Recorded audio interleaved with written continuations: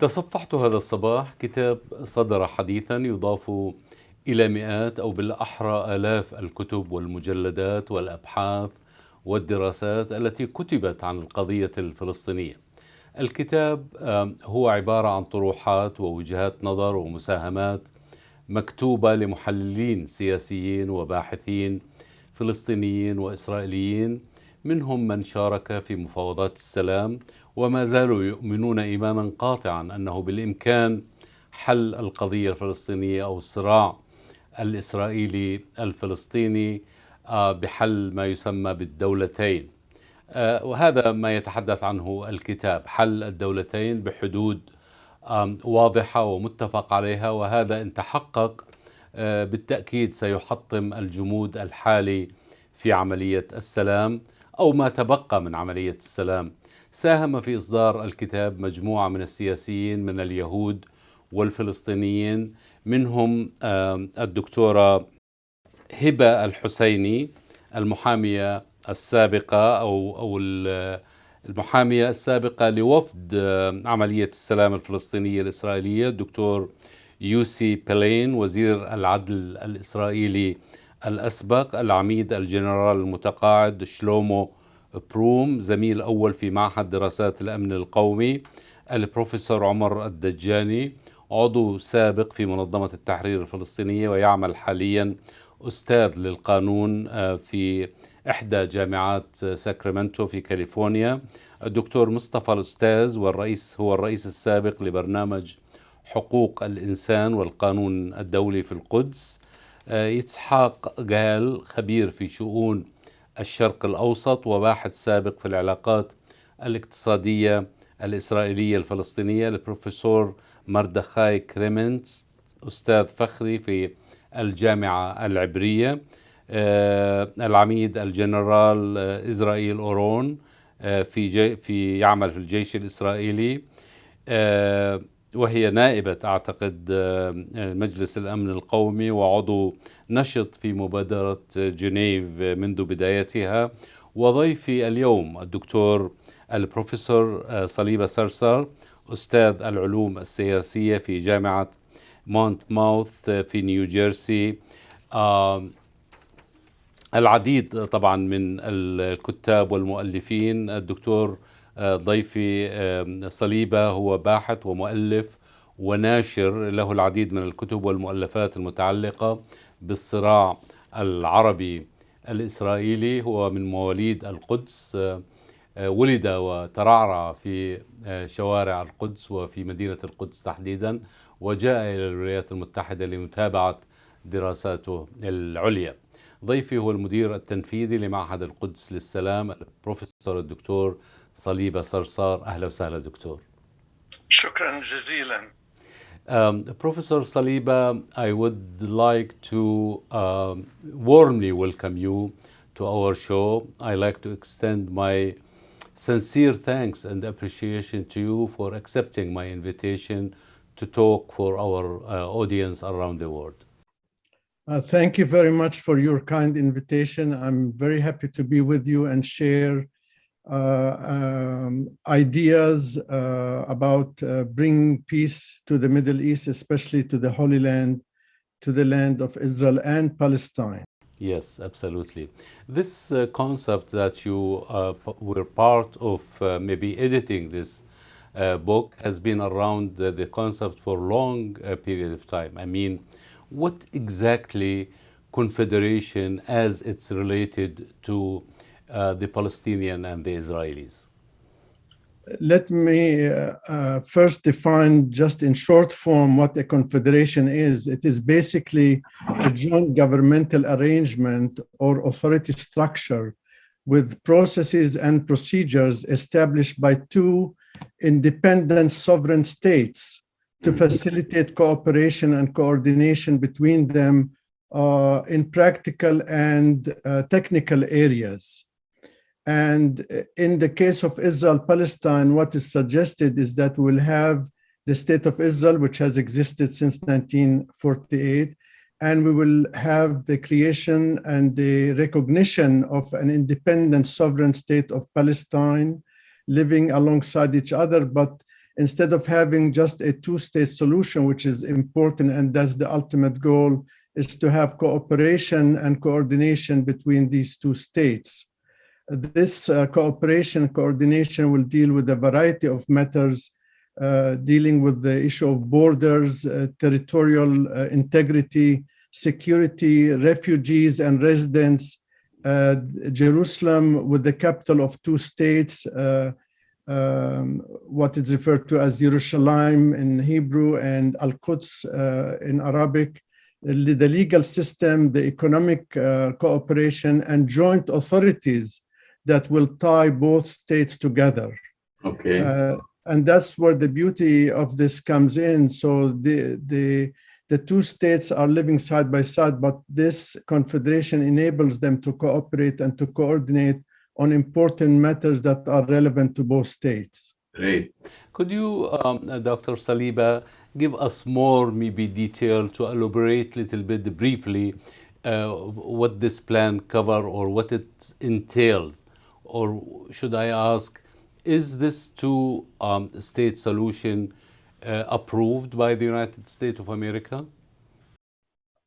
Up to this point, historically, the United States has recognized this as the best solution. Mm-hmm. There is interest all over the world in this solution.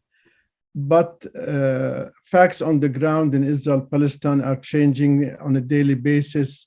And there are those who argue, no, we want one state which ultimately will consider one person, one vote.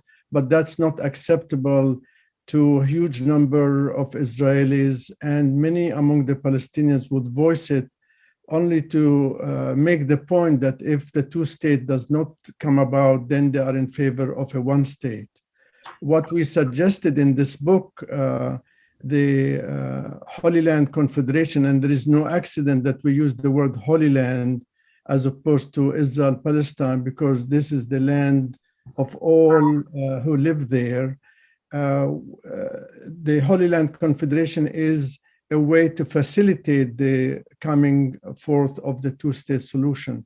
How will this come about? If you'll allow me just 2 or so minutes. Sure. What we are arguing is that there will be the PLO leadership and the Israeli government who will negotiate a confederal peace agreement. The aim is to do this within 1 year.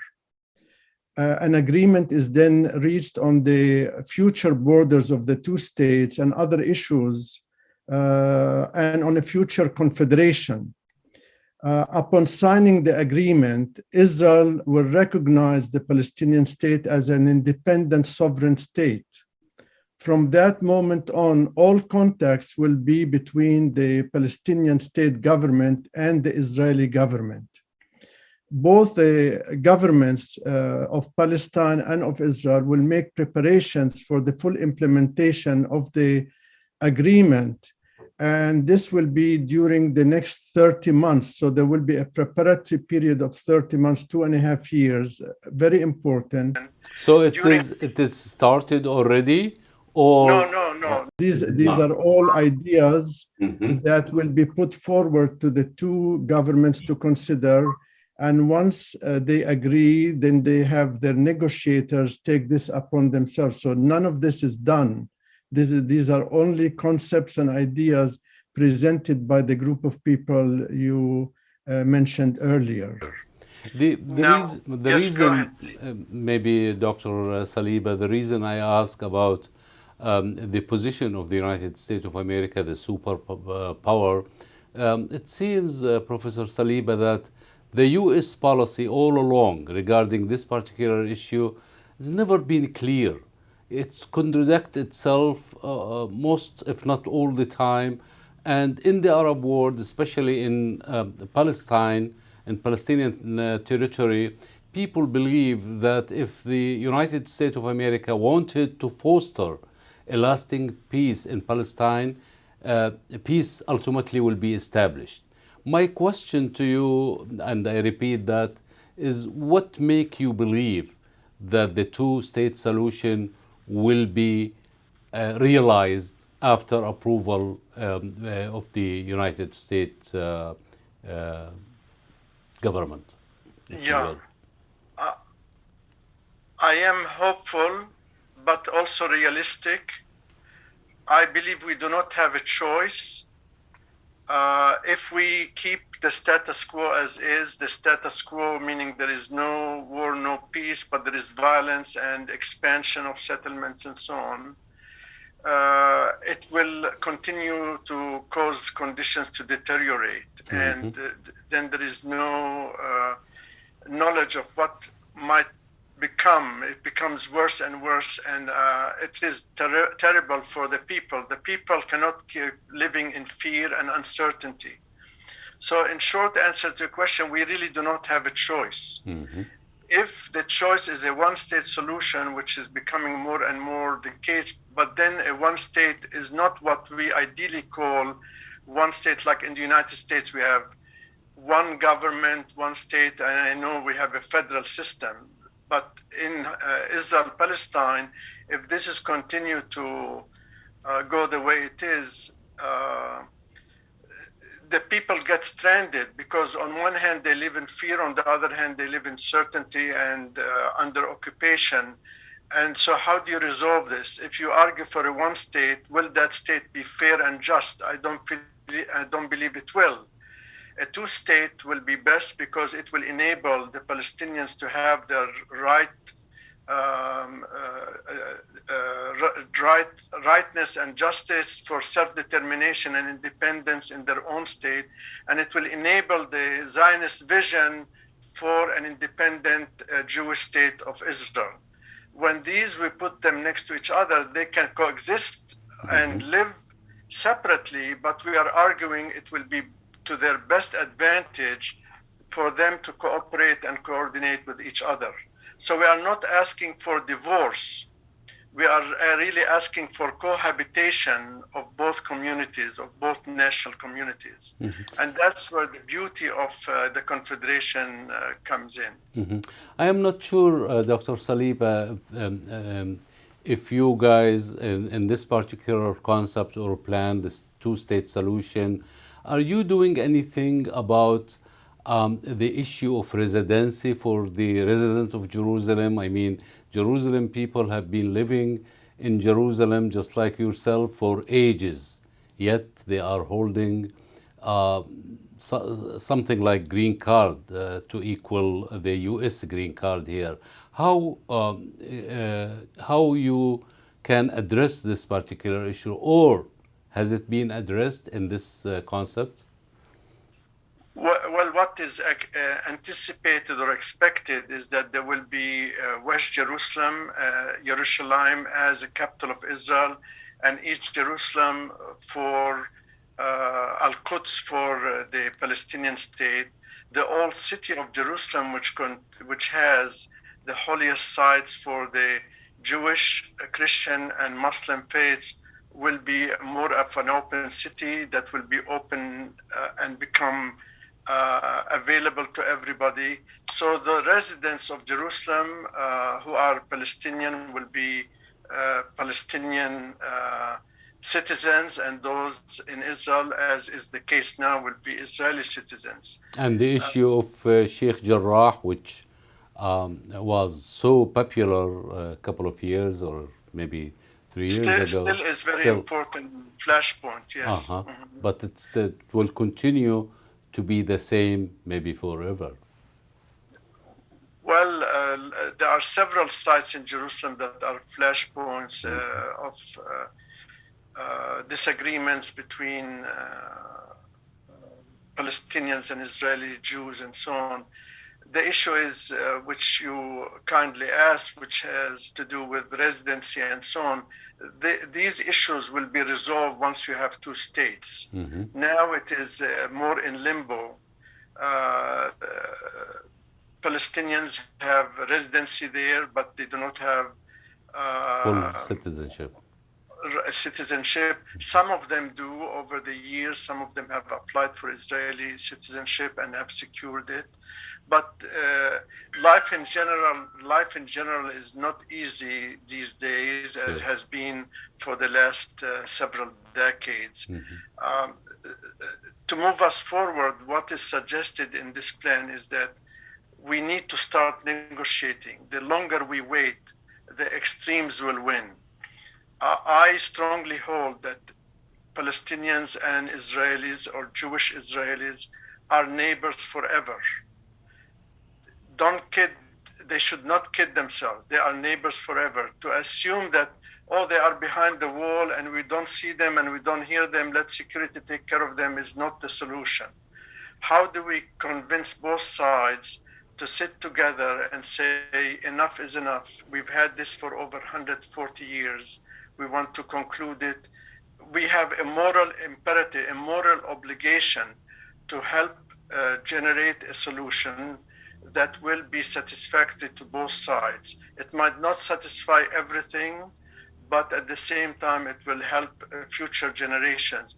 We have no right to keep this issue for our children and grandchildren and beyond. We need to resolve it now, and that's where I come from.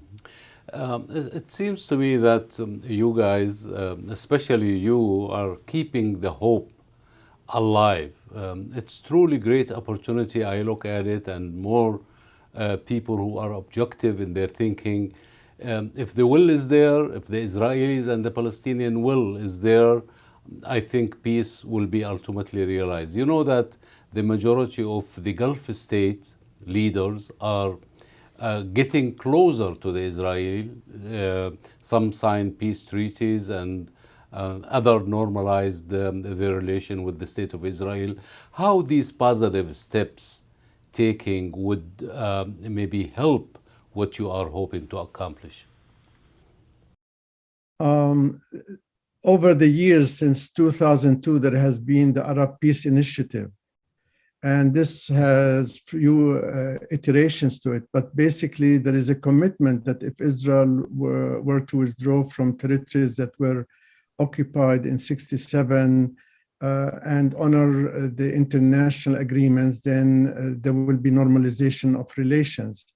Over the last several years, especially most recently, several Gulf states and others have initiated some form of normalization with the assumption that this will not hurt the Palestinian question and resolution, a peaceful resolution to the Palestinian question. From a Palestinian point of view, and I don't want to speak on the leadership point of view, but they argue that this takes away from a just solution to the Palestinian cause. We have to stand strong and try to resolve it in the proper way as opposed to doing shortcuts. Mm-hmm. For me, anything that will bring us closer to peace, bring negotiations in good faith, will lead us into a brighter future. And you've asked me about the United States. I think the United States, especially with European countries, but the United States has a practical, moral, political obligation to help both sides come to the middle, getting to yes.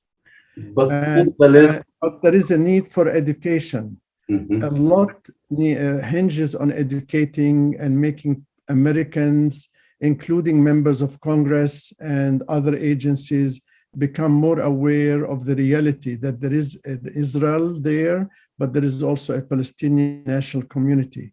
And both have to agree to negotiate and hopefully reach the middle point. Mm-hmm. And this has been ignored because people get busy doing so many other things, but this is continuing to fester, and enough is enough. It seems to me, Dr. Saliba, that so many Arabs, maybe the majority of the Arab, the majority of the Palestinian, believe that the Israelis, for a reason or another, hold the key to the destiny of the Palestinian. Any truth to that, in your opinion, since you cooperate and you are engaged maybe on daily basis with Israelis and Jewish thinkers and policymakers and those who are really, truly working to accomplish peace? Yeah. Israel, like any other place, has a variety of views, perspectives, peoples. And there are many who are very seriously concerned and are extremely interested in reaching a peaceful resolution to what we are going through. And others who are not interested, this is not because the status quo benefits them. They don't want to change. And on both sides of the conflict, there are those people, but I believe strongly in my heart and mind that there is a majority of people on both sides of the aisle, of both sides of the conflict, who are truly interested in peace. But we need to start the negotiations someplace, and to say we want it our way or nothing is not going to lead us to a resolution. Mm-hmm. So the United States, with its good offices, has to impress upon the Israeli leadership and the Palestinian leadership that this is really essential, and it is in America's best interest, in Palestinian best interest, and in Israeli best interest. Only by meeting of minds will we reach the solution. Mm-hmm. Is the channel of communication, if you will, open? To what extent the international community support this concept, if you will, on the mind of our community members here in the United States, Arab and Muslim and what have you, and whoever interested to know about the sacred city of peace, Jerusalem? Do the international community at large believe in what you are doing, or are there any communication to that extent? Historically speaking, the last few decades, the two-state solution has been very current. Now, some will say it's dead. Mm-hmm. The two-state solution was first proposed in 1937 and then in 1947. And ever since, if it hasn't worked, don't waste more time on it. But I argue, what choice do we have? We don't have too many choices. World leaders over the years have supported the two-state solution, even though some will say in the public that it is dead, move on to something else. I think we need to reimagine the future. We need to re-envision the future. And for both national communities to say, where have we gone wrong? One beauty about this book and the Confederation idea is that, historically speaking, we have thought of two separate narratives, two national, Palestinian narrative and an Israeli narrative, and within each there are sub-narratives. In this book, we adopted what is called the joint narrative.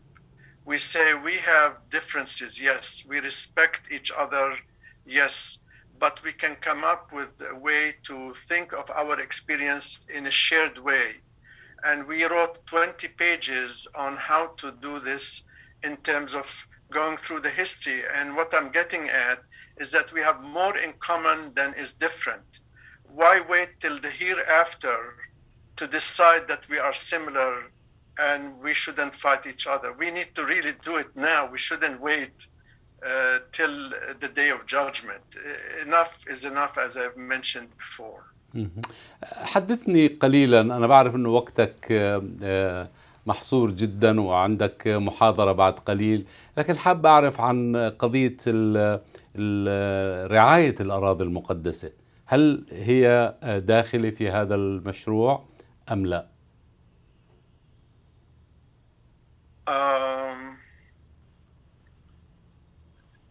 The holy sites belong to all three faiths. Sure. Each faith and each institution of those faiths are taking care of business in the holy sites, whether it is in Jerusalem, in Bethlehem, in Nazareth, in Safed, in Hebron, and so on. The difficulty comes in when the political and the religious interconnect and create a negative impression or a negative action.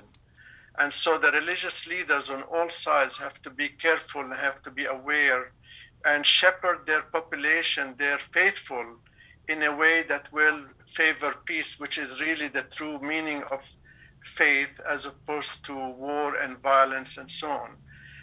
God is a God of love, and God does not discriminate between or among his children.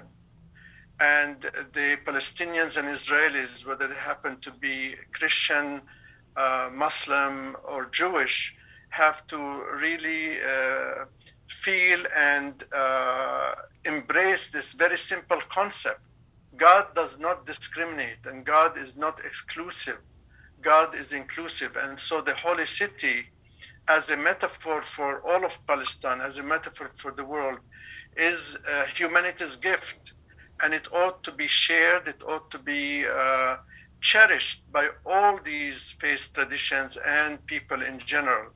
Even those who do not believe feel at home when they are in Jerusalem. When I am in Jerusalem, I know I was born on the Mount of Olives at Augusta, Victoria. I lived my entire life in an all-Muslim neighborhood. I went to Christian schools. I met Israelis and Jews, and I have my best friends are in all these different communities. When I go to Jerusalem, I could feel the sky. I go on top of Mount of Olives or Mount of Zion or Mount of Olives, and so on. And I could feel the sky. It is so uplifting, peaceful, if you will. Peaceful, and yes. That's what is really important for us to understand. I just want to also mention people in the United States, people in Europe, all over the world, they need to know that Palestinians and Israelis are the children of the same God, and they have a life and a dignity, and they need to be honored, and so that they could do. But it is not only the stranger or the people on the outside. The Palestinians and Israelis have to advocate for each other. Sure. I am a political scientist. I teach political science all the time. But when very often we forget the human dimension. How do we humanize each other? How do we subjectify as opposed to objectify each other? And that's where our challenge and our mission and our vocation to say, we are one, we need to work for a shared future.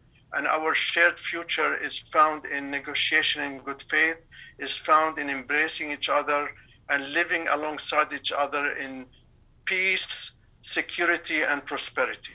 I hope that each and everyone in the entire Middle East, and particularly in the Palestinian territory and in Israel, believe in this beautiful message of yours.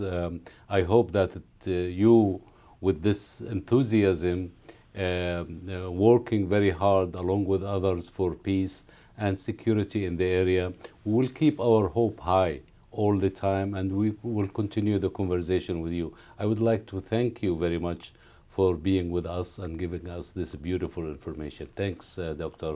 Saliba. Thank you for your kind invitation. I am so happy to have met you, and I hope your listeners will understand the severity, the urgency, but also the beauty of what peace will bring about to the people of the Holy Land. Thank you very much. أعزائي المشاهدين، الدكتور صليبة صرصر، أستاذ العلوم السياسية في جامعة مونماوث في نيوجيرسي، والمدير التنفيذي لمعهد السلام، معهد القدس للسلام في العاصمة واشنطن.